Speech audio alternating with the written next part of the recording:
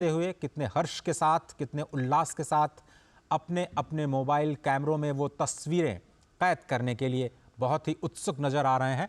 और ये जो नज़ारा है अब से थोड़ी देर पहले का, जहां पर भव्य बैनर्स के जरिए प्रधानमंत्री नरेंद्र मोदी का स्वागत करने के लिए तैयार अयोध्या को प्रदर्शित किया गया है।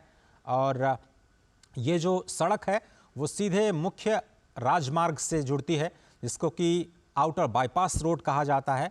वहां से होते हुए आप सीधे जो नया घाट का निर्माण किया गया है लता मंगेशकर चौक, वहां पर प्रवेश कर सकते हैं। और 6 से 8 लेन की बड़ी सड़क बनाई गई है, बिल्कुल चौड़ीकरण किया गया है, पूरा विकास पुनर्विकास किया गया है सारी सुविधाओं का, और सुरक्षा के व्यापक इंतजाम। प्रधानमंत्री का प्रवेश हो चुका है अयोध्या में, और इस रोड शो के बाद ये सीधे प्रधानमंत्री का काफिला पहुंचेगा रेलवे स्टेशन। और रेलवे स्टेशन, जैसा कि वहां पर हमारे वरिष्ठ संवाददाता शैलेंद्र मिश्र बता रहे हैं कि वहां की तस्वीर बिल्कुल बदल चुकी है। और आप समझें कि रेलवे स्टेशन से मुख्य राम मंदिर की जो दूरी है वो बहुत ज़्यादा नहीं है। आप चाहें तो स्वयं पैदल चल करके भी राम मंदिर के दर्शन के लिए जा सकते हैं।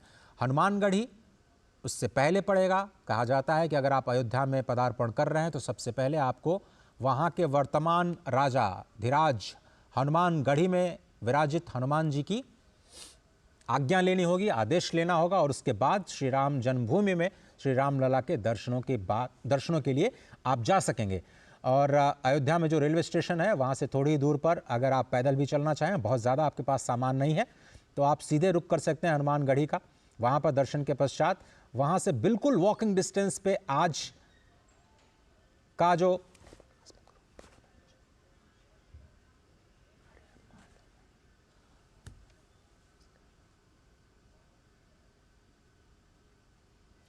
आशुतोष शुक्ला हमारे साथ जुड़ रहे हैं हनुमानगढ़ी से। नमस्कार आशुतोष, बहुत धन्यवाद वक्त निकालने के लिए। थोड़ा सा हमें माहौल पहुंचाने की कोशिश करिए अपने जरिए, अपने शब्दों के जरिए। क्या है वहां पर प्रधानमंत्री के आगमन के बाद अयोध्या में क्या कुछ बदला? देखिए, अगर हम अजय कहें तो आज के अतिरेक को देख सकते हैं, जो भक्ति का अतिरेक है, आवेग है, और जिस तरीके से अयोध्या के लोगों का उत्साह है, इसको शब्दों में बात करना बड़ा मुश्किल होगा। कारण स्पष्ट है कि आज का जो लोगों का यहाँ पर इकट्ठा होना है, वो इकट्ठा अनायास नहीं हुआ है, भक्त पूर्ण भाव से इकट्ठा हुए हैं। उनमें रोष नहीं है, इसमें शांति है, इसमें उत्साह है, इसमें एक संतुष्ट का भाव दिखाई देता है। अयोध्या यही संस्कृति आती थी वर्षों वर्ष को, 500 वर्षों के लगातार संघर्ष के बाद जब यही स्थिति आई है कि भगवान श्री राम लला की प्रतिष्ठा के प्रधानमंत्री नरेंद्र मोदी 22 जनवरी को आएंगे, लेकिन उसके पूर्व अयोध्या को नवनिर्मित करने के लिए, अयोध्या को पूरी तरह से धार्मिक पर्यटन के रूप में, धार्मिक पर्यटक स्थल के रूप में विकसित करने के लिए अनेकों कार्यक्रम, जिसमें एयरपोर्ट हो, चाहे रेलवे स्टेशन हो, चाहे यहाँ सड़कों का सुधार हो, या मूलभूत सुविधाओं का विकास हो, जिससे कि देश और विदेश से आने वाले भक्तों को कोई समस्या न यहाँ पर हो, उन सारी चीजों की व्यवस्था प्रधानमंत्री और मुख्यमंत्री और उत्तर प्रदेश और केंद्र की सरकारों का जो सौजन्य रहा है, सौजन्य को यहाँ पर धन्यवाद देने के लिए अयोध्यावासी पूरे नगर सड़क के दोनों तरफ जो है यहाँ पर इकट्ठा हुए हैं। आशुतोष, आप मुझे थोड़ा सा वो मार्ग बता सकते हैं जहां इस वक्त हम देख रहे हैं तस्वीरों में प्रधानमंत्री कौन से रास्ते से जा रहे हैं, और उसके बाद कैसे हनुमानगढ़ी होते हुए उस रास्ते से होते हुए रेलवे स्टेशन तक पहुंचेंगे? वो थोड़ा खाका खींच सकते हैं हमारे लिए?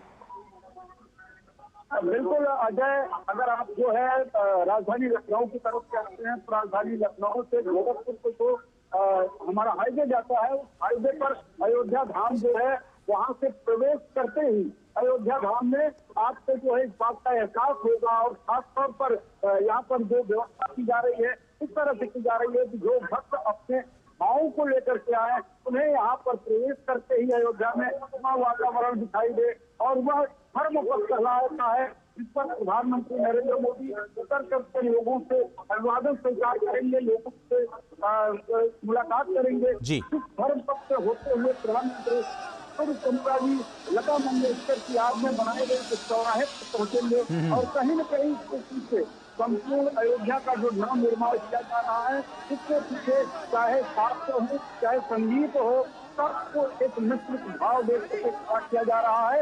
यही कारण है कि लता और लता का नाम इस चौराहे को दिया गया और इस चौराहे से होते हुए प्रधानमंत्री नरेंद्र मोदी आगे बढ़ेंगे और हनुमानगढ़ी के सामने से होते हुए भगवान श्री राम लला के स्थान पर पहुंचेंगे जहां उनका प्रवेश द्वार है। इसके साथ ही वो रेलवे स्टेशन पहुंचेंगे, रेलवे स्टेशन से फिर से एयरपोर्ट पहुंच जाएंगे। अजय, बिल्कुल सही कहा आपने। इस वक्त जो हम तस्वीरें देख रहे हैं वो है धर्मपथ की। जिस तरह से हमारे वरिष्ठ संवाददाता आशुतोष शुक्ल, जो कि इस वक्त हनुमानगढ़ी के पास बिल्कुल हैं, बता रहे थे कि इस वक्त प्रधानमंत्री नरेंद्र मोदी रोड शो के पहले हिस्से में धर्मपथ पर अभिवादन स्वीकार कर रहे हैं जनता जनार्दन का, और पोस्टर बैनर के जरिए लगातार उनका स्वागत और साथ ही साथ जनता को भी जो विकास कार्य हैं उनकी जानकारियां देते हुए ये जो बैनर पोस्टर्स हैं, खासतौर पर विकसित भारत की जो विकास यात्रा शुरू की गई है। अगर आप थोड़ी देर बाद देखें तो ये जो काफिला है प्रधानमंत्री का पहुंचेगा लता मंगेशकर चौक, जहां पर 3 विकसित भारत की मोदी की गारंटी की गाड़ियां लगातार लोगों को विकास के कार्यों के बारे में बताती रहे। आप पीछे देखिए 9 करोड़ से ज़्यादा लोगों को कैसे योजनाओं के लाभ के साथ जोड़ा गया है, उसकी जानकारी। और जनता जनार्दन भागते हुए कार के काफिले के साथ सिर्फ इसी उम्मीद में कि एक तस्वीर और वेद मंत्रोच्चार, इस वक्त आप देख रहे हैं आपकी स्क्रीन पर, वेद मंत्रोच्चार के जरिए उनका स्वागत किया जा रहा है, फूल मालाओं के जरिए प्रधानमंत्री का स्वागत। और आशुतोष शुक्ल लगातार पल पल पर जो हमारी गतिविधियां उस पर नजर रखे हुए हैं। राजेश राज हमारे साथ जुड़े हैं। राजेश, आपने भी जायजा लिया नई दिल्ली रेलवे स्टेशन का, लेकिन आप चूंकि बिहार से आते हैं, मां जानकी की जो धरती है वहां से आते हैं, कैसे बिहार के लोग आज नई सुविधाओं के साथ अपने आप को अयोध्या के साथ जुड़ते हुए पाएंगे? देखिए अजय, बिल्कुल आपने सही कहा कि जो अवध और मिथिला के जो संबंध हैं वो बेहद पुराने हैं, और इस संबंध की जो कड़ी है वो कहीं ना कहीं अमृत भारत एक्सप्रेस ट्रेन को जो परिचालन शुरू होगा तो इन संबंधों की कड़ी और भी आगे बढ़ेगी। और हम सब लोग जानते हैं कि अवध भगवान श्री राम की जन्मभूमि है और मिथिला उनका ससुराल है।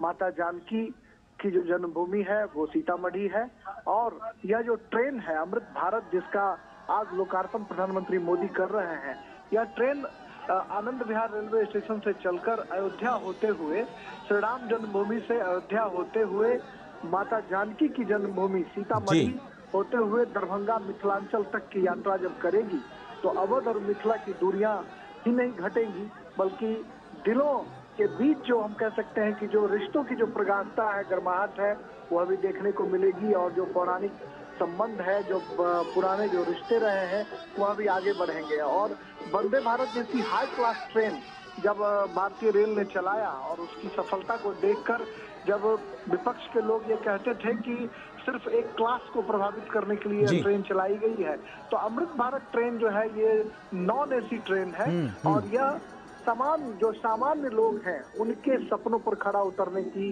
कोशिश जो है वो भारतीय बिल्कुल सही कहा आपने। और बिल्कुल सही कहा आपने राजेश, चूंकि मिथिला के रस से बहुत सारे लोग अनभिज्ञ हैं, जानते नहीं है कि मिथिला का रस कैसे आपको प्रेम में सराबोर कर देता है। इसलिए जब ये सुविधाएं बढ़ेंगी तो माँ जानकी की धरती, जैसा कि आप कह रहे हैं, सीतामढ़ी और दरभंगा से होती हुई जो अमृत ट्रेन चलेगी। और इस वक्त आप देख रहे हैं राम कथा पार्क, जो कि बिल्कुल पास में है लता मंगेशकर चौक के, वहां पर प्रधानमंत्री का काफिला पहुंच चुका है। ये स्तंभ जो देख रहे हैं वो नए भारत के नए विकास स्तंभ हैं। अलग मार्ग पर थोड़ी थोड़ी जगह पर आपको सुलभ शौचालय दिखाई देंगे, यानी बिल्कुल स्वच्छता का ख्याल रखा जाएगा। प्रधानमंत्री जिसके लिए हमेशा कहते रहे हैं कि जो भी तीर्थयात्री आएँ वो अपना ख्याल रखें, साथ ही साथ शहर का ख्याल रखें, उस तीर्थ का ख्याल रखें जहां पर वो तीर्थाटन के लिए, पर्यटन के लिए जा रहे हैं। ये जो स्तंभ है अभी उसकी खूबसूरत आभा आप शाम को देखिएगा, जब यहाँ पर ज़बरदस्त लाइटिंग होती है तो इन स्तंभ के जरिए कैसे एक विकास का द्वार आपको दिखता है। ये बिल्कुल लता मंगेशकर चौक पर इस वक्त प्रधानमंत्री का काफिला पहुँच चुका है। बहुत ही खूबसूरत तस्वीरें, अनेक संगीत और वाद्य यंत्र के साथ सैकड़ों लोग इस वक्त लता मंगेशकर चौक के पास प्रधानमंत्री नरेंद्र मोदी का अभिवादन करते हुए। उत्सुकता लोगों को जरूर थी, लेकिन उत्सुकता थी 22 जनवरी की। आज के दिन का अंदाज शायद किसी को भी नहीं रहा होगा कि प्रधानमंत्री 22 जनवरी से पहले आज 30 दिसंबर को भी यानी 2023 खत्म होते होते एक बार अयोध्या का दौरा करेंगे। साथ ही साथ अयोध्या को कई हजारों करोड़ रुपए की परियोजनाओं की सौगात भी देंगे। बहुत सारी परियोजनाएं पिछले 2 साल 3 साल से जो नए अयोध्या का मास्टर प्लान है उसके तहत चल रही थी, उसमें आज 2 बड़ी परियोजनाएं राष्ट्र को समर्पित की जा रही हैं, जिसमें कि अयोध्या धाम रेलवे स्टेशन और महर्षि वाल्मीकि इंटरनेशनल एयरपोर्ट। ये जो 2 परियोजनाएं हैं, एक परियोजना दुनिया को कनेक्ट करेगी भगवान राम के धाम से, तो दूसरी परियोजना देश के विभिन्न हिस्सों को भगवान राम के धाम से कनेक्ट करेगी। आशुतोष, क्या आप मेरे साथ बने हुए हैं? नमस्कार आशुतोष, क्या आप मेरे साथ हैं? बिल्कुल अजय, मैं आपके साथ हूँ और इस वक्त प्रधानमंत्री का काफिला धीरे धीरे अयोध्या में प्रवेश कर रहा है और अयोध्या में जो धर्म पक्ष से ये काफिला राम पक्ष की ओर मुड़ेगा। राम पक्ष से हनुमानगढ़ी की ओर जो रास्ता जाता है वो भक्ति पक्ष कहलाता है, लेकिन भक्ति पक्ष आज प्रधानमंत्री नहीं जाएंगे। आज राम पक्ष होते हुए वो नवनिर्मित रेलवे स्टेशन का उद्घाटन करने के लिए जाएंगे, जहां पर अयोध्या से और देश और दुनिया की कनेक्टिविटी के लिए तमाम सारी ट्रेनों को जो है हरी झंडी दिखाएंगे। इसके साथ ही नवनिर्मित अयोध्या रेलवे स्टेशन का उद्घाटन करेंगे। आप अजय देख सकते हैं अपने टीवी स्क्रीन पर किस तरीके से लोगों में शांति के साथ अपने उस नायक का जो है स्वागत कर रहे हैं, जो उनको कहीं न कहीं अयोध्या वासियों के मन में है। जिस तरीके से भगवान श्री राम का मंदिर यह बन रहा है, उसके पीछे कहीं न कहीं सरकार का योगदान है। जिस तरह से अयोध्या का विकास हो रहा है उसमें सरकार महत्वपूर्ण कार्य कर रही है और उनके कार्यों को धन्यवाद ज्ञापित करने के लिए अयोध्या वासी आज सड़क के दोनों ओर खड़े हुए हैं। वास्तव में अजय, अगर हम कहें तो राम का जो स्वरूप है, राम का जो वांग्मय है, वह एक विराट स्वरूप है, वह एक विराट वांग्मय है। उस वांग्मय में संपूर्ण राष्ट्र समाहित होता है और जब बात राष्ट्रीय एकीकरण की होती है तो बात सिर्फ यही होती है कि भगवान राम का जो स्वरूप है वही राष्ट्रीय एकीकरण का एक मुख्य स्वरूप है। और यही कारण है कि अल्लामा इकबाल ने भी भगवान राम को जो है इसको इकरार हिंद कहा। और यही कारण है कि चाहे जो संस्कृति और सभ्यता रही हो, सारी सभ्यता और सारी संस्कृतियों के लोगों ने भगवान राम के चरित्र को माना है। और ये कारण स्पष्ट है, भगवान राम राजा दशरथ के पुत्र राजकुमार जिन्हें गद्दी मिलने जा रही है, उनका राज्याभिषेक होने जा रहा है, उन्हें वन गमन की जो है अनुमति दी जाती है, आदेश दिया जाता है। और जब भगवान राम राजकुमार के रूप में वन में जाते हैं और वहां से 14 वर्ष के बाद लौट करके आते हैं तो मर्यादा पुरुषोत्तम श्री राम के रूप में होते हैं। भगवान श्री राम ने न कोई उपदेश दिया, न कोई ज्ञान की बात कही, लेकिन समाज, जीवन और मृत्यु के हर पल को जागृत किया, हर पल को जी करके बताया कि व्यक्ति को अपने जीवन को किस तरह से अनुशासित रख जीना चाहिए, राष्ट्र के प्रति उसका क्या समर्पण होना चाहिए, भारत के भाई के प्रति क्या होना चाहिए, पिता के प्रति क्या होना चाहिए, समाज के प्रति उसका क्या उत्तरदायित्व है, राजा के रूप में उसका व्यवहार क्या है। और यही कारण है कि राम राज्य की आज भी कल्पना की जाती है और उसी राम राज्य की कल्पना को साकार करने के लिए प्रधानमंत्री नरेंद्र मोदी आज अयोध्या की सड़कों पर हैं। कभी वो धर्म पथ पर हैं, कभी राम पथ पर हैं, कभी भक्ति पथ पर हैं, लेकिन ये सारे पथ एक उस राजनीति की ओर जाते हैं, ये सारे पथ इस शांति की ओर जाते हैं जिसकी न केवल देश को बल्कि दुनिया को जरूरत है। अजय, बिल्कुल सही कहा आपने। और अगर इस दृश्य की बात करें तो ये सामान्य दृश्य नहीं है आशुतोष, और कई दिनों से आप उस अयोध्या की परम पावन धरती पर निवास कर रहे हैं, जिसकी हम लोग सिर्फ कल्पना करते हैं, हम लोग सोचते हैं, लेकिन आपका भाग्य अद्भुत है क्योंकि भगवान शंकर स्वयं कहते हैं कि ये तो बहुत ही दुर्गम नगरी है, वहाँ पर रहना, वहाँ पर तपस्या करना, वहाँ पर दान करना ये बहुत ही दुष्कर है। और अगर आपको अयोध्या वास मिल जाए ये तो बहुत ही सुदुष्कर है। अगर आप एक पग पग इस अयोध्या की धरती पर बढ़ाते हैं तो आपको अश्वमेध यज्ञ का फल मिलता है। यावत् पदानि रामस्य मार्गम गच्छति मानुषः पदे पदे श्वमेधस्य यज्ञस्य लभते फलम। एक एक पद, तो आप देख रहे हैं कि जो ये सुरक्षा कर्मी भी एक एक पद इस वक्त काफिले के साथ बढ़ा रहे हैं और सैकड़ों हजारों की संख्या में जो लोग अभिवादन कर रहे हैं। भले ही इस वक्त मौका प्रधानमंत्री के अभिवादन का हो, उनके स्वागत का हो, क्योंकि विकास पुरुष कहे जाते हैं, विकास की बड़ी सौगातें आज अयोध्या को मिलने जा रही हैं, लेकिन अपने आप में ये तीर्थ यात्रा से कम नहीं है और एक बहुत ही अनोखा अवसर अयोध्या वासियों के लिए इस वक्त आप देख रहे हैं। धर्म पथ से चलते हुए अब राम पथ, जो 3 मुख्य पथ कहे गए हैं आज की नई अयोध्या, जिसको आप कहें नई अयोध्या, तो मैं इसलिए कह रहा हूं कि नई अयोध्या और पुरानी अयोध्या कि आप रिलेट कर सकते हैं कि एक तरफ संस्कार, विचार, संस्कृति और जो विरासत है उसको संरक्षित करते हुए प्राचीन अयोध्या के जो प्राचीन संस्मरण हैं उनको कैसे संरक्षित रखते हुए नए कीर्तिमान और नए स्थलों का विकास किया जा रहा है। इसमें न केवल भव्य राम मंदिर बल्कि 148 आध्यात्मिक स्थलों का विकास एक साथ किया जा रहा है। दूसरी तरफ नई अयोध्या बन रही है जिसमें वर्ल्ड क्लास विश्व स्तर की आपको रेलवे स्टेशंस, विश्व स्तर के आपको इंटरनेशनल जो हवाई अड्डा उसका निर्माण और सड़कों का निर्माण, यानी सड़क परिवहन, रेल परिवहन, हवाई परिवहन और साथ ही साथ वाटरवेज, उसको भी आप नहीं भूल सकते हैं क्योंकि अयोध्या शायद एशिया का पहला शहर होगा जिसको वाटरवेज यानी सरयू के किनारे किनारे डेवलप करके एक नया मॉडल देने की कोशिश की जा रही है इस हेरिटेज टूरिज्म को बढ़ावा देने की। आशुतोष, $1 ट्रिलियन इकॉनमी की बात करता है उत्तर प्रदेश। अयोध्या लगता है कि अब नए कलेवर में आने को तैयार है और विकास की भी जो गाड़ी है यहां से अब और रफ्तार पकड़ने वाली है, चाहे रेल के जरिए या फिर वायुयान के जरिए। देखिए अजय, अगर उत्तर प्रदेश की आप बात करते हैं तो उत्तर प्रदेश में सिर्फ अयोध्या नहीं, मथुरा, काशी और प्रयागराज ये ऐसे तीर्थ स्थान है जो सनातन धर्म और सनातन मतावलंबियों के लिए संपूर्ण दुनिया से बहुत ही पवित्र है। यहाँ पर जो भी व्यवस्था होगी, जो भी आर्थिक विकास होगा, जितना यहाँ की संरचना बढ़ाई जाएगी उतना ही आर्थिक विकसित होने का अच्छी संभावनाएं यहाँ पर अपार रूप से हैं। वाराणसी में जब से विकास के कार्य जो है तमाम स्तर पर है, काशी विश्वनाथ कॉरिडोर बना, आप जान सकते हैं कि वहाँ पर किस तरह से दर्शनार्थियों की तादाद में वृद्धि हुई, किस प्रकार से वहाँ का कृषि उद्योग जो है वो विकसित हुआ, किस तरह से आसपास की जो खपत की, चाहे वो सब्जी की हो चाहे अन्य चीजों की हो, सारी खपत बढ़ी और समाज के सारे तबकों को जो है उसका लाभ मिला, आर्थिक रूप से उनमें संपन्नता आई। वही स्थिति कमोबेश अयोध्या में भी लाने की कोशिश की जा रही है। जब पर्यटन बढ़ेगा, लोग आएंगे, जरूरतें बढ़ेंगी और उसके बाद जो है कहीं ना कहीं जो है अयोध्या के लोगों की जो वार्षिक इनकम है उसमें भी फर्क पड़ेगा, उनके रहन सहन में फर्क आएगा। लेकिन जिस तरह का दृश्य अजय इस वक्त आप अयोध्या की सड़कों पर देख रहे हैं, मैं एक ही शब्द में अगर कहें तो न भूतो न भविष्य, न ऐसा दिखा है न ऐसा दिखेगा। कारण यह है कि अयोध्या हमेशा अशांत रही है। अयोध्या जितनी पवित्र थी, जितनी आध्यात्मिक थी, जितनी धार्मिक थी, जितनी पौराणिक थी, उतना ही विवादों में घिरी हुई थी।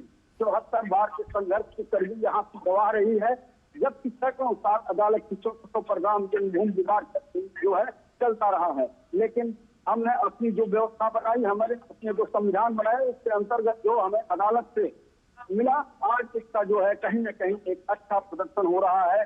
प्रधानमंत्री नरेंद्र मोदी इस वक्त अयोध्या की सड़कों पर अयोध्यावासियों से अभिवादन स्वीकार कर रहे हैं और चल रहे हैं। राम के इस विराट स्वरूप, उस विराट भारत के एक तरह का स्वरूप कहीं ना कहीं प्रधानमंत्री का प्रतिनिधित्व करते हुए दिखाई दे रहे हैं।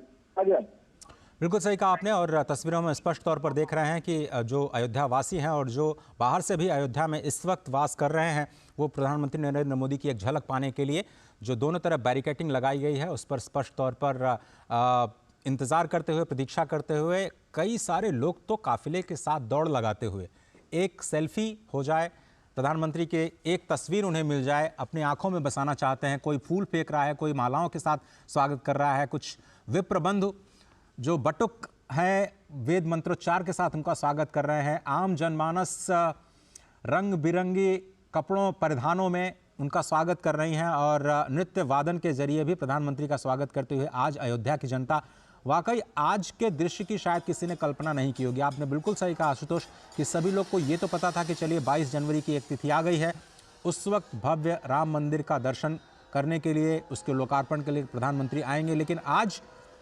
तो मुझे लगता है नए साल का बोनस है अयोध्या के लिए अगर कहा जाए, क्योंकि इसकी कल्पना लोगों को नहीं थी कि आज के दिन, आज का पूरा दिन प्रधानमंत्री अयोध्या धाम में बिताएंगे और वहाँ पर इतनी बड़ी विकास की परियोजनाओं को देश के सामने रखेंगे। और अयोध्या धाम को पहली बार देश के साथ नहीं बल्कि दुनिया के साथ कनेक्ट करने का प्रयास करेंगे, उसकी शुरुआत है। क्योंकि ये तो अभी पहला चरण है। चाहे भगवान राम का भव्य मंदिर हो, उसका पहला चरण, अयोध्या का विकास हो, उसका पहला चरण, स्टेशन का विकास हो, उसका पहला चरण, अयोध्या के जो नए एयरपोर्ट महर्षि वाल्मीकि इंटरनेशनल एयरपोर्ट के टर्मिनल का विकास हो, प्रथम चरण के आज समर्पण का दिन है। बहुत ही अद्भुत दिन है, बहुत ही अनोखा दिन, बहुत ही खास दिन अयोध्या के लिए, अयोध्या के विकास की नई यात्रा के लिए। क्योंकि इस यात्रा में छिपी है उत्तर प्रदेश के भविष्य के विकास की यात्रा, जो कि केवल उत्तर प्रदेश नहीं बल्कि जनसंख्या के दृष्टि से सबसे बड़ा प्रदेश होने की वजह से पूरे देश की विकास यात्रा के लिए बहुत ही अहम है। बहुत सारे लोग ये सवाल कर सकते हैं कि एक राम मंदिर बनने से क्या होगा, लेकिन आप देखिए तो राज्य सरकार और केंद्र सरकार मिलकर के 30,000 करोड़ रुपए की परियोजनाओं पर काम कर रहे हैं। 252 से ज्यादा परियोजनाएं इस वक्त अयोध्या में जमीन पर चल रही हैं। एक नया मास्टर प्लान तैयार किया गया है। एशिया में कई सारी टेक्निक पहली बार अयोध्या में इस नए शहर के नए नगर के विकास के लिए किया जा रहा है। नए नगर के विकास के लिए पुराने जो परंपराएं थी, थोड़ा सा उससे हटते हुए जो आधारभूत संरचना का निर्माण किया गया है, वो भविष्य के लिए अयोध्या को तैयार करता है, नए भारत की नई तस्वीर के लिए अयोध्या को तैयार करता है। और ये जो सड़क आप देख रहे हैं, ये पहले गली हुआ करती थी। यकीन मानिए, एक गाड़ी अगर उसके साथ दूसरी गाड़ी आ जाए तो बहुत ही मशक्क़त के साथ एडजस्टमेंट करते हुए दोनों गाड़ियों को आपस में निकलना पड़ता था, इतनी कम जगह थी। आशुतोष, आप शायद उस दृश्य के आप गवा रहे हैं। अब ये जो पूरा चौड़ीकरण किया गया है, 13 करोड़ का आंकड़ा तो हमने देखा काशी कॉरिडोर से। कितने करोड़ उम्मीद है अयोध्या को अगले 1 साल 2 साल में, अगर आपसे समझना चाहें तो?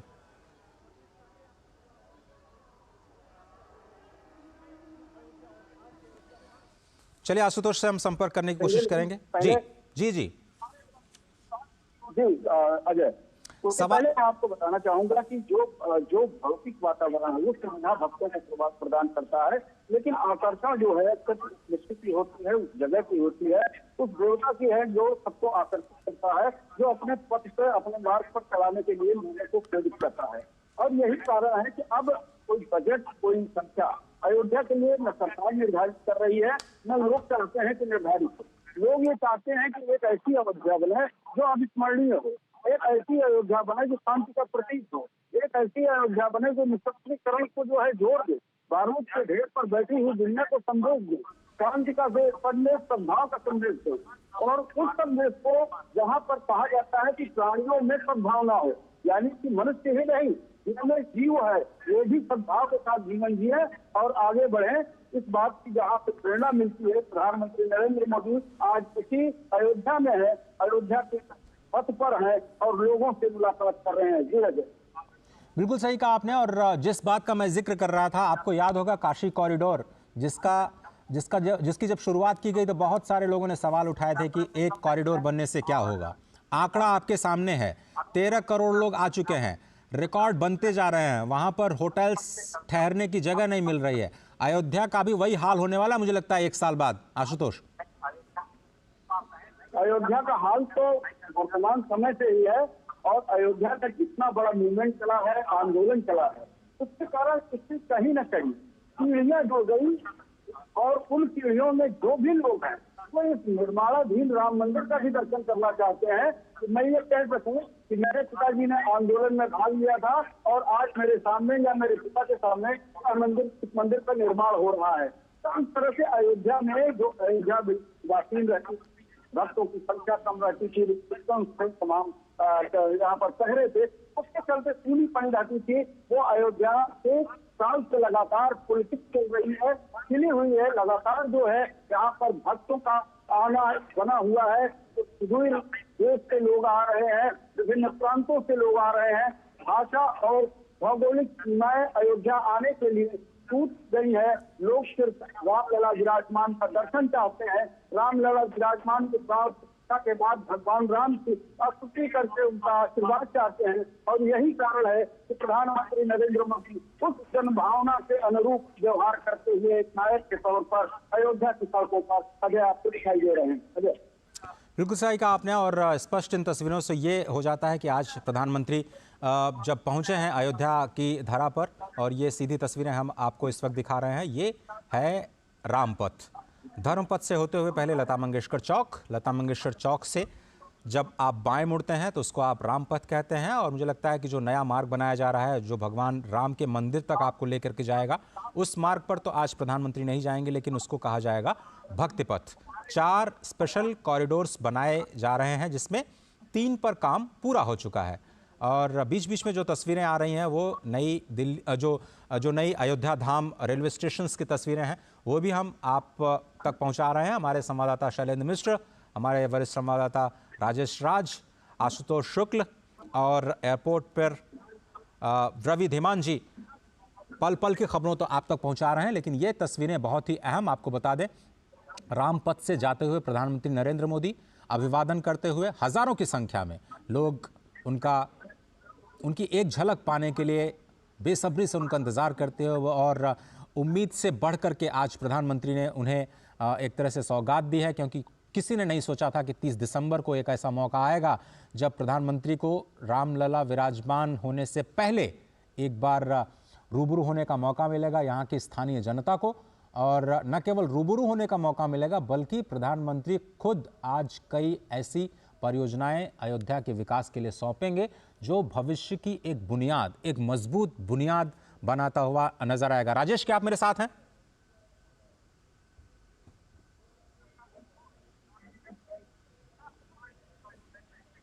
राजेश या शैलेंद्र, क्या आप में से कोई मुझे सुन पा रहा है? हाँ, मैं अजय जी आपकी आवाज सुन रहा हूँ। राजेश जी, बहुत धन्यवाद आपका। एक बार फिर से इस यात्रा को हम आपके साथ आगे बढ़ाते हैं। आशुतोष जी भी हमारे साथ बने हुए हैं। इस वक्त जो यात्रा है वो रामपथ की है, और आपने कहा कि माँ जानकी की जो धरती है, भक्ति नगरी, वहां से जोड़ते हुए अमृत ट्रेन चलने वाली है, और आपने तो उस ट्रेन में सफर भी किया है। कितनी बदलेगी दुनिया तीर्थयात्रियों की?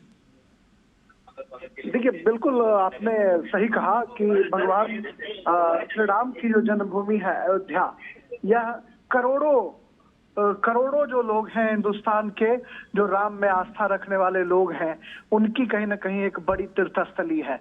और यहाँ पर दक्षिण भारत के जो लोग हैं उनका भी सालों भर आगमन होता रहता है। तो सिर्फ अयोध्या जो है कोई बिहार और उत्तर प्रदेश नहीं, बल्कि पूरब, पश्चिम, उत्तर, दक्षिण। आपने रंगनाथ की याद दिला दी हमें राजेश राज जी। और सही कहा आपने कि बैंगलोर से भी तो जुड़ रहे हैं हम लोग नई ट्रेन के जरिए। बहुत जल्दी विश्वेश्वरैया टर्मिनल से अयोध्या को जोड़ते हुए नई ट्रेन वहां से भी चलने वाली है।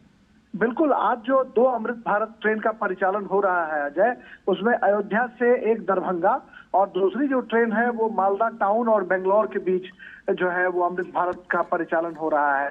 और आने वाले दिनों में ये उम्मीद की जा रही है कि जैसे अयोध्या धाम रेलवे स्टेशन का कायाकल्प कर दिया गया, रात जब रेल मंत्री अश्विनी वैष्णव का मैंने इंटरव्यू किया था तो अश्विनी वैष्णव ने यही कहा कि आज इसकी कैपेसिटी 20,000 है, लेकिन आने वाले दिनों में 1 लाख लोगों के आवाजाही की कैपेसिटी बनाने की क्षमता हम अयोध्या धाम रेलवे स्टेशन पर रखेंगे। और स्टेशन के सबसे ऊपरी हिस्से पर जाकर के जब हमने देखा तो एक रूफ जो है वो तैयार किया गया है, जिस पर भी मुसाफिर आकर के बैठने का काम करेंगे। रूफ लॉन्ज उसको कहा जाएगा, और वो एक बेहद खूबसूरत नजारा प्रस्तुत कर रहा है। तो कुल मिलाकर हम देख सकते हैं कि जब यहाँ पर अयोध्या जो लोग आएंगे तीर्थाटन करने के लिए, और उनकी हसरत होगी कि माता जानकी की भूमि सीतामढ़ी हम जाएं, और सीतामढ़ी से फिर जो रामचंद्र जी का जो ससुराल है जनकपुर, वहां तक की यात्रा करें, तो कहीं न कहीं राजा दशरथ और राजा जनक की जो दोनों नगरी है, वो नगरी दोनों अपने को एक दूसरे को एसोसिएट करेंगे, संबद्ध करेंगे। और जो यहाँ तीर्थाटन करने वाले लोग हैं राजेश जी, जब भगवान राम की वर यात्रा श्री अयोध्या धाम से निकली जनकपुर पहुंचने के लिए, तो कई सारे दिन लग गए, क्योंकि उस वक्त तो रोज लोग पैदल चला करते थे, रथ के द्वारा चला करते थे। लेकिन आज जो यात्रा है विकास की इस नए परिवेश में, आधुनिक परिवेश में, समय की जो सीमा है बहुत कम हो जाएगी। ये जो अमृत ट्रेन्स आप बता रहे हैं, कितना समय लगेगा पहुंचने में माँ जानकी की धरती से भगवान राम की अयोध्या धाम तक? देखिए, अयोध्या धाम जो ट्रेन अभी इनॉग्रल जो ट्रेन है, जिस ट्रेन में मैं सफर करूंगा गोरखपुर तक, हम बाबा जी। गोरखनाथ की धरती तक हम जाएंगे, तो गोरखपुर तक हम 2-2:30 बजे के आसपास पहुंचेंगे और यह ट्रेन दरभंगा आज रात तकरीबन 12 बजे के आसपास जो है, ये 12 बजे के आसपास, 12 बजे से के ऊपर जो है ये ट्रेन पहुंच जाएगी। और उससे पहले जो है सीतामढ़ी जो है माता जानकी की जो धरती, वहाँ ट्रेन पहुंचेगी। जनकपुर मतलब कमोबेश एक 10-12 स्टेशन होगा। घंटे का आप सफर कह रहे हैं कि 10-12 हाँ, घंटे में आप आराम से वहां और से जनकपुर से अयोध्या धाम पहुंच सकते हैं। चलिए, सबसे बड़ी बात है अजय कि जो ट्रेन है, जी। ये ट्रेन फुल्ली जो है नॉन एसी ट्रेन है, और जो पहले सवारी गाड़ियां चलती थी, उन सवारी गाड़ियों को इतना अपग्रेड किया गया है कि इसकी जो सीटें हैं, बाथरूम्स हैं, या जो तमाम जो सुविधाएं इसमें दी गई हैं, बहुत अत्याधुनिक है। हर एक बर्थ पर मोबाइल चार्जिंग की व्यवस्था की गई है, पानी के बोतल रखने की व्यवस्था की गई है, मोबाइल फोन आप आराम से वहां पर रख सकते हैं। तो कुल मिलाकर हम देख सकते हैं कि जो पहले लोगों को एक कुप्पे में चार्जिंग पॉइंट के लिए जूझना पड़ता था लोगों को, वो तमाम संकट जो है वो इसमें दूर हो चले हैं। बाथरूम्स भी बहुत खूबसूरत बाथरूम है, अत्याधुनिक सुविधाओं से लैस है। पैर जो है पैर से द्वारा संचालित होगा, वो जो नल अगर खोलने की जरूरत है तो सीधे पैर आप अगर पुश करेंगे तो पैर से ये ट्रेन जो नल है वो नल चालू हो जाएगा। आधुनिक सुविधाओं का बिल्कुल इस्तेमाल किया गया, आप सही कह रहे हैं। लेकिन हम अगर राजेश ये समझना चाहिए कि जो वंदे भारत की बात आप कर रहे थे, वंदे भारत एक अत्याधुनिक तकनीक के साथ एसी कोच की जो व्यवस्था की गई थी, मुझे लगता है कि अब वो उसका लक्ष्य तो है कि 75 वंदे भारत ट्रेन चलाई जाएं। क्या हम ये माने कि आगे जाते हुए अमृत ट्रेन का सिलसिला अब चल निकला है? अयोध्या भले ही एक पड़ाव हो, एक सुखद पड़ाव हो, लेकिन अब अमृत ट्रेन की भी संख्या आगे बढ़ेगी आगे जाते हुए भविष्य में?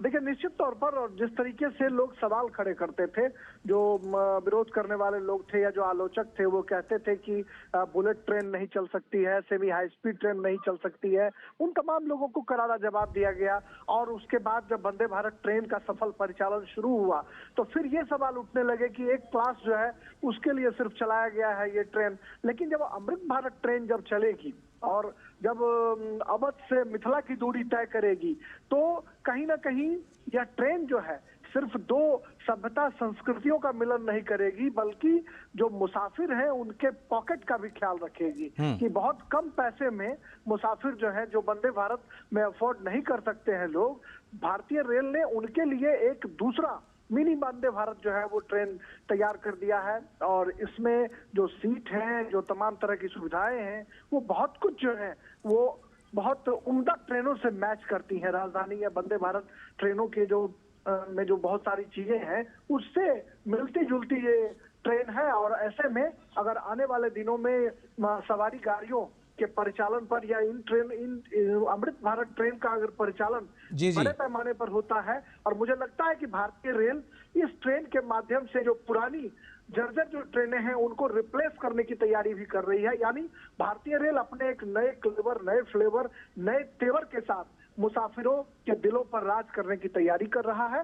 और इसमें अमृत भारत एक्सप्रेस जो है ये मील का पत्थर साबित होगा। और इसकी जो एक नई टेक्नोलॉजी है अजय, वो मैं आपको संक्षेप में बताना चाहूंगा कि ये पुश-पुल, मतलब जो दोनों ट्रेन के इंजन के बीच जो जगह खाली होती थी और ट्रेन में कई बार जोर का झटका लगता था, उस झटके से अमृत भारत एक्सप्रेस ने निजात दिला दी है। दोनों बोगियों के बीच में जो गैप था उस गैप को खत्म कर दिया गया है और ये ट्रेन जो है एक दूसरे बोगी को आराम से कनेक्ट कर रहा है, न सिर्फ टहल कर जाने के लिए बल्कि बोगियों के बीच में कोई गैप नहीं है जिससे ठीक है राजेश जी, जो है वो नहीं लगता। जैसे ही रेलवे स्टेशन पर प्रधानमंत्री पहुंचेंगे और लोकार्पण करेंगे, हम और भी आपसे बात करेंगे अमृत ट्रेन की खूबियों के बारे में और कैसे ये एक नए मील का पत्थर साबित हो सकता है भारतीय रेलवेज के लिए। लेकिन इस वक्त जो आप तस्वीरें देख रहे हैं, बहुत ही अद्भुत, अलौकिक, आधुनिक अयोध्या की जो तस्वीरें हैं आप अपनी स्क्रीन पर देख रहे हैं।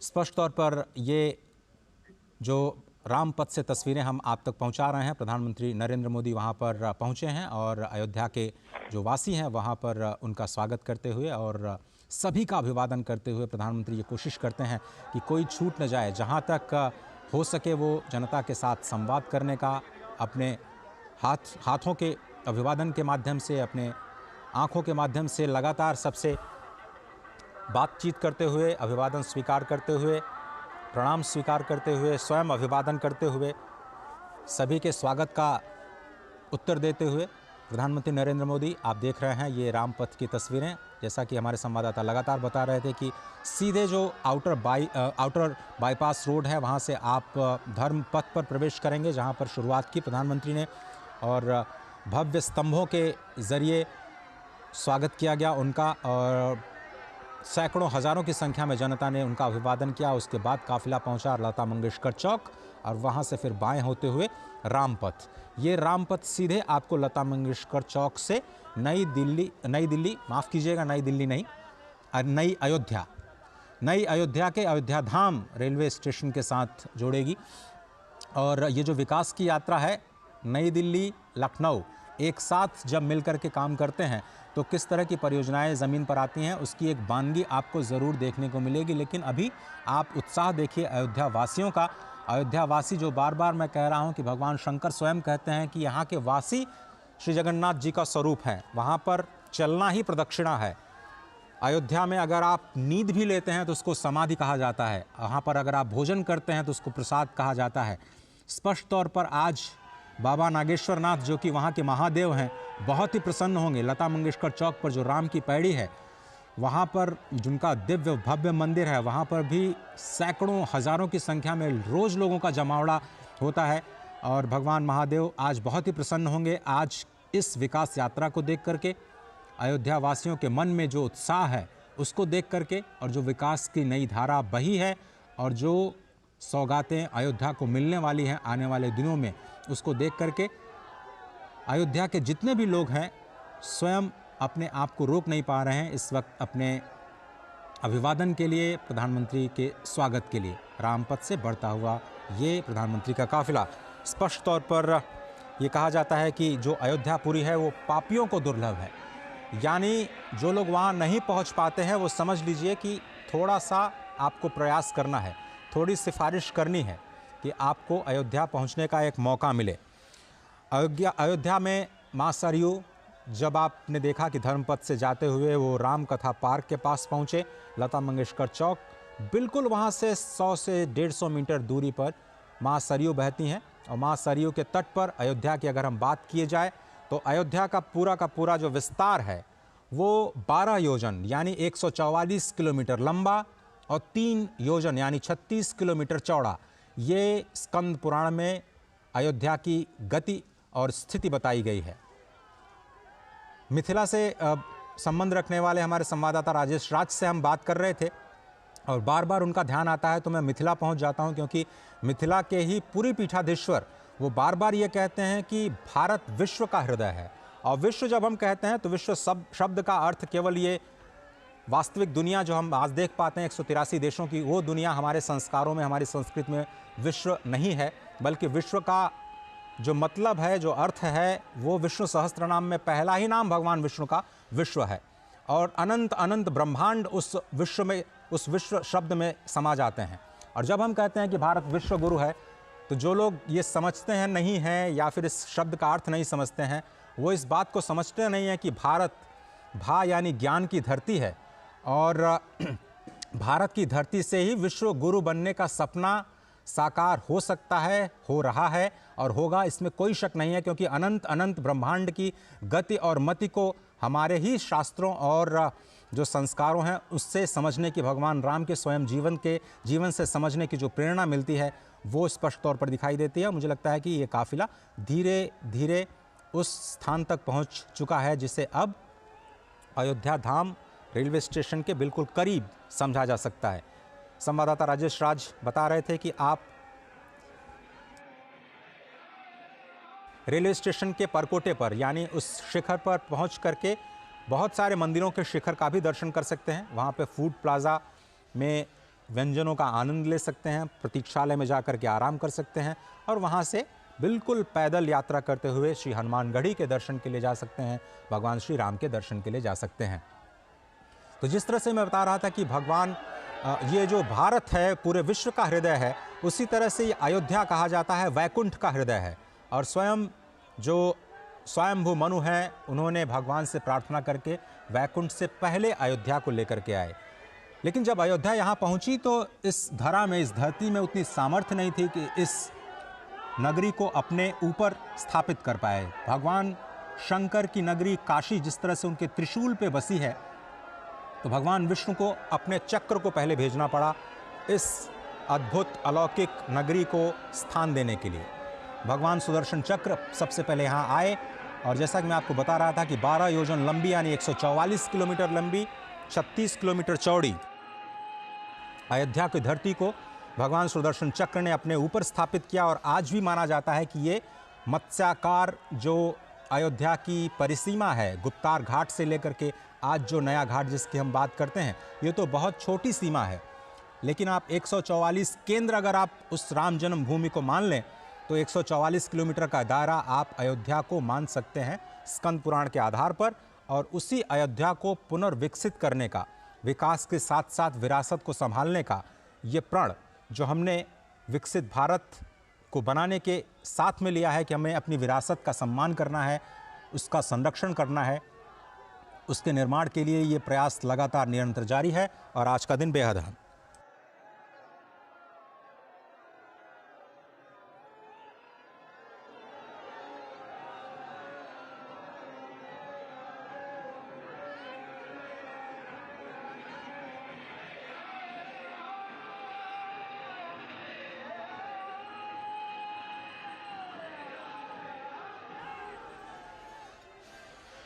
हमारे संवाददाता शैलेंद्र मिश्र, राजेश राज और आशुतोष शुक्ल लगातार स्थिति पर नज़र बनाए हुए हैं। इस भव्य और दिव्य यात्रा के गवाह ये तीनों ही संवाददाता इस वक्त अयोध्या की धरती पर खुद मौजूद। और जिस तरह से हम ये लगातार कह रहे हैं कि आपका बहुत पुण्य होना चाहिए अयोध्या की धरती पर कदम भी रखने के लिए, माँ सरयू के दर्शन करने के लिए, इन संतों के दर्शन करने के लिए। लेकिन आज एक विकास की यात्रा लोग इस वक्त धर्मपथ से होते हुए रामपथ के जरिए प्रधानमंत्री को स्वयं देख रहे हैं। 11,000 करोड़ रुपए से ज़्यादा की परियोजनाएं आज राष्ट्र को समर्पित की जानी हैं। कुछ पुरानी परियोजनाएं राष्ट्र को समर्पित की जाएंगी, कुछ नई परियोजनाएं उनका शिलान्यास किया जाएगा और क्या कुछ दिशा स्वयं प्रधानमंत्री मोदी के मन में है यहाँ की विकास की यात्रा को लेकर के, उसको आज देश के सामने रखा जाएगा जब वो आज करीब 1:30 बजे 2 बजे यहाँ के जो निवासी हैं उनसे मुखातिब होंगे। नए एयरपोर्ट का टर्मिनल बन करके तैयार हो गया है। एयरपोर्ट अथॉरिटी ऑफ इंडिया के लिए भी बहुत ही अद्भुत क्षण, एविएशन मिनिस्ट्री के लिए भी बहुत ही चैलेंजिंग टास्क, 1.5 साल 2 साल में इस पूरे टर्मिनल बिल्डिंग को खड़ा करना।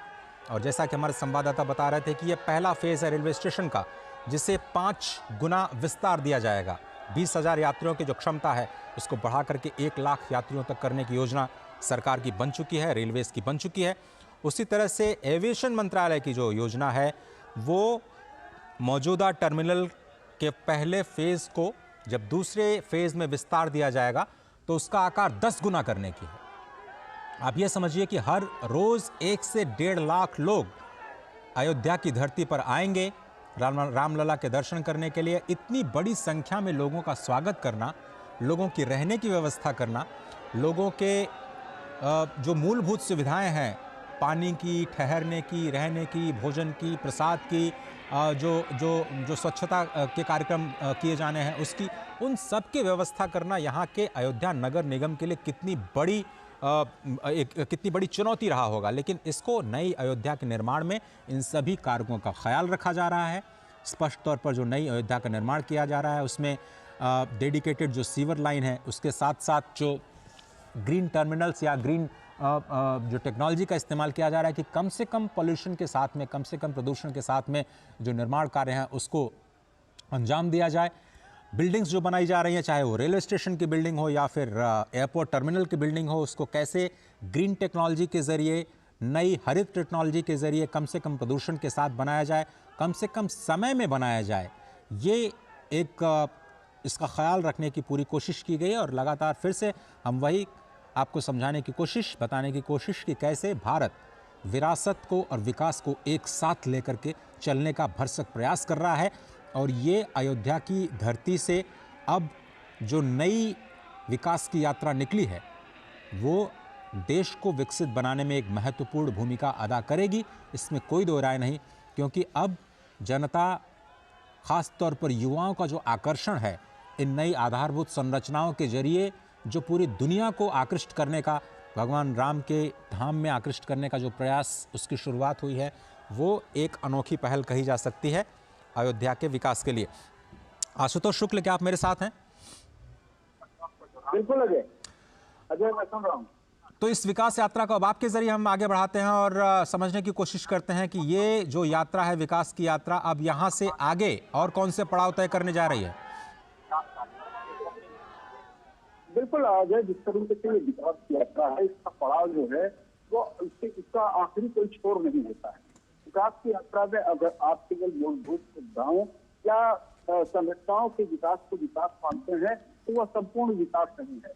विकास में व्यक्तित्व का विकास, मानवता का विकास, समाज का विकास, निर्माण, ये सारी चीजें भी जुड़ती हैं। और यही कारण है कि जब सत्ता का निर्माण होता है, किसी देश का निर्माण होता है, तो उसके पीछे एक वैचारिक अवधारणा होती है। और उसी वैचारिक अवधारणा को सामने रखते हुए कहीं न कहीं अयोध्या में जो विकास का कार्य चल रहा है, या फिर राम मंदिर का निर्माण चल रहा है, या जो यहाँ की धार्मिक आस्था लोगों में है, उसके अनुरूप जो है यहाँ पर लोगों को आर्थिक विकास और धार्मिक रूप से सजगता जो है, धर्म पथ पर चलने की जो प्रेरणा है, उस प्रेरणा के साथ जो है आर्थिक विकास में कहीं न कहीं भागीदारी हो, इसी कल्पना के साथ अयोध्या को विकसित किया जा रहा है। अजय, बिल्कुल सही कहा आपने। और धर्म पथ से लता मंगेशकर चौक से रेलवे स्टेशन की दूरी कितनी है आशुतोष जी? अगर आप पैदल चलते हैं तो तीर्थयात्रियों को कितना समय लग सकता है और वहाँ पर क्या क्या सुविधाएं हैं, अगर आपने जायजा लिया हो तो?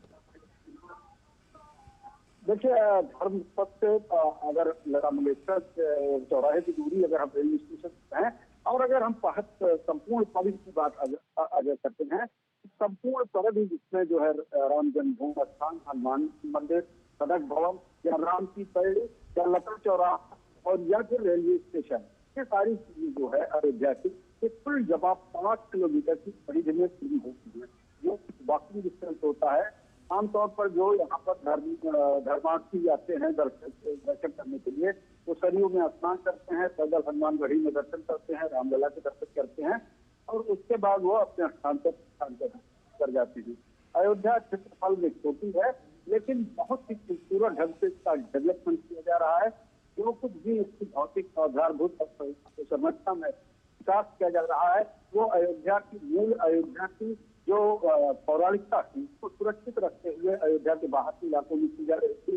जो रामचरितमानस में अयोध्या के बारे में वर्णन है, या पुराने समय से अयोध्या चली आ रही है, समग्र जो है नगर निगम का और सरकार का, दोनों का यही है कि उस पौराणिकता, आध्यात्मिकता के साथ जो है अयोध्या को जोड़े रखा जाए और साथ में निर्माण का काम होता रहे। मुझे थोड़ा सा अयोध्या नगर निगम के जो फोकस है उसके बारे में भी थोड़ा सा बताइए आशुतोष, की कैसे उन्होंने चुनौतियों का सामना करते हुए इस नई अयोध्या का निर्माण किया और कितना बदलाव आया है वहाँ के जो अयोध्या वासी हैं इस नए आधुनिक सुविधाएं आने के बाद? देखिए अजय, वास्तव में आपको किया है कि बदलाव लाना एक बहुत बड़ी चुनौती होती है। जो व्यक्ति पीढ़ियों से अपने दुकान लगा करके और काम काज पर बैठा था, वह एक साथ सज्जा दुकान में चला जाए, इसके लिए जो है समझा पाना ये भी एक बड़ी चीज होती है। और इसके लिए कहीं न कहीं सामाजिक रूप से जब लोगों का जुड़ाव होता है, चाहे वो नगर पालिका के महापौर हो या सरकार इन्हीं अपने प्रतिनिधियों के माध्यम से जनता से जुड़ती है, अपनी मंशा व्यक्त करती है। और धीरे धीरे जब स्थिति अयोध्या में शुरू हुई तो पहले लोगों को लगा कि उनका रोजगार चला जा सकता है, उनके आर्थिक जीवन में कमी आ सकती है। लेकिन जब पुनर्निर्माण का दौर शुरू हुआ और उन्होंने देखा सात सज्जा से युक्त अयोध्या में धर्मार्थियों का भी संख्या बढ़ी है, उनका जो है बिक्री बढ़ी है, उनका उत्पादन बढ़ा है, तो निश्चित रूप से जो है उन्हें संतोष प्राप्त हो रहा है। और आज तमाम सारे जो आधारभूत संरचनाएं सरकार यहाँ पर चला रही है, लोग उसमें सहभागी होकर के उसके निर्माण में अपनी सहायता प्रदान कर रहे हैं। अजय, बिल्कुल सही कहा आपने। और ये जो तस्वीरें हम दिखाने का प्रयास कर रहे हैं अपने दर्शकों को, स्पष्ट तौर पर आज पदार्पण हुआ प्रधानमंत्री नरेंद्र मोदी का अयोध्या की धरती पर, और नए साल का तोहफा, इंतज़ार, प्रतीक्षा जनता जनार्दन की कि क्या कुछ नई घोषणाएं, नई सौगातें आज अयोध्या को मिल सकती हैं। 11,000 करोड़ से ज़्यादा की परियोजनाओं का शिलान्यास और लोकार्पण किया जाना है। आज अंतर्राष्ट्रीय एयरपोर्ट जो कि पहली बार अयोध्या में बन करके तैयार हुआ। और उत्तर प्रदेश का देखिए 6 से ज़्यादा इंटरनेशनल एयरपोर्ट्स, गोरखपुर के साथ में ही वाराणसी के बाद आप थोड़ा सा रुख करिए तो अयोध्या के बाद लखनऊ के बाद एशिया का सबसे बड़ा एयरपोर्ट जेवर में बन करके तैयार होगा। तो आप समझिए कि उत्तर प्रदेश की जो अर्थव्यवस्था है उसको किस तरह से गति देने की कोशिश की जा रही है। और प्रधानमंत्री इस बात को समझते हैं कि जिस तरह से उन्होंने गुजरात में विकास का कार्य किया और विकास के कार्यों को आगे बढ़ाया और उसका देश की जीडीपी में किस तरह से 11-12% के ग्रोथ के साथ एक ज़बरदस्त योगदान देखा गया, जबकि वहाँ की आबादी सिर्फ 6 करोड़ के आसपास है। अगर उसके 5 गुने या उससे थोड़ा सा ज़्यादा अगर जनता तक विकास के कार्य उत्तर प्रदेश में पहुंचाए जाएं तो उसका मल्टीप्लायर इम्पैक्ट बहुत ज़बरदस्त हो सकता है। और अर्थव्यवस्था में मल्टीप्लायर इम्पैक्ट को बहुत ही अच्छे तरीके से इस्तेमाल किया जाता है कि आप आधारभूत संरचना का विकास कीजिए तो जितना आप इन्वेस्टमेंट करते हैं, 1 रुपया लगाते हैं तो 1.5 रुपया वहाँ की स्थानीय जीडीपी में उसका योगदान बढ़ता है।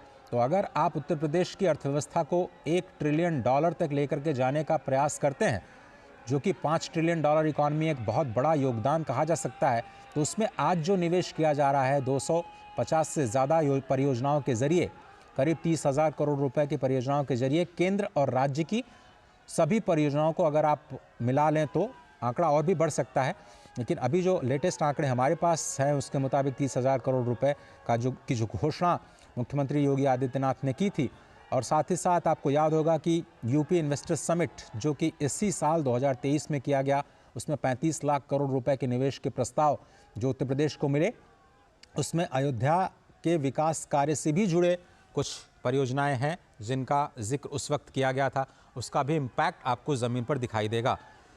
मौका तो है श्री राम लला के विराजमान होने का, 22 जनवरी का सभी को इंतजार था, लेकिन उससे पहले नए साल का बोनस अयोध्या वासियों और अयोध्या के आसपास के जनपद निवासियों को आज प्रधानमंत्री ने दे दी है। किसी को उम्मीद नहीं थी कि आज वो एक रोड शो के बाद जो वहाँ का नया रेलवे स्टेशन है जिसका नाम बदल करके अब अयोध्या धाम कर दिया गया है, क्योंकि वहाँ से जो दूरी है रेलवे स्टेशन की, केवल रेलवे स्टेशन से मुख्य राम मंदिर की केवल 3 से 3.5 किलोमीटर। अश्विनी मिश्र हमारे साथ जुड़ चुके हैं। अश्विनी जी, क्या कहेंगे इस यात्रा को, इस विकास की नई यात्रा को जो आज धर्म पथ से होते हुए, राम पथ से होते हुए अब नए निर्माण के जो कहा जाए कि नई अयोध्या का रेलवे स्टेशन है वहां तक जा रही है, इस यात्रा को कैसे परिभाषित करेंगे आप? निश्चित तौर से अजय अगर देखें तो यही कहा जा सकता है कि प्रवेश नगर कीजिए सब काजा, हृदय राखी कौशलपुर राजा। आज वो क्षण है जब अयोध्या का जो वैधव्य था, अयोध्या का जो वैराग्य था, उसका श्रृंगार पूरी दुनिया देख रही है। किस तरीके से अयोध्या में ही भगवान श्री राम का वनवास था वो समाप्त होने के कगार पर है। जब वो भव्य दिव्य मंदिर में उनकी प्राण प्रतिष्ठा होगी भगवान श्री राम लला के बाल रूप की, उससे पहले प्रधानमंत्री नरेंद्र मोदी का यहाँ पहुंचना ये बताता है कि किस तरीके से सदियों की जो जनाकांक्षा है वो आकार लेते हुए अयोध्या के भव्य दिव्य नव्य स्वरूप को देख रही है। रामपथ आप जिसका जिक्र कर रहे हैं, रामपथ ये पूरा का पूरा श्रृंगार